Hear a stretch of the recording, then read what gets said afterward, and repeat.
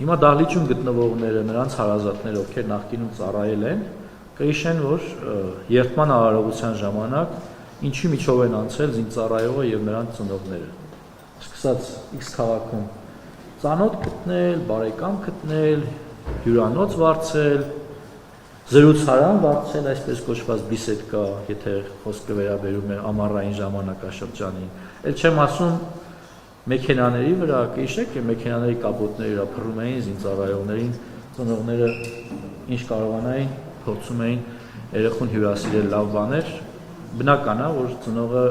40 օրվա կամ 1 ամսվա կամ 2 ամսվա ընթացքում երեխուն չտենալու պարագայում ինչ որ էմոցիաներ ունի, փորձում է ամեն կերպ,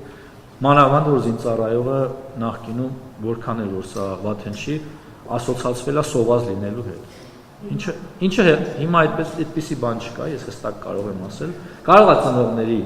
քանի որ մայրիկի պատրաստածը չի, ձեր մոտ նման էմոցիաներ կան, բայց իրականությունը մեծապես տարբերվում է հիմա։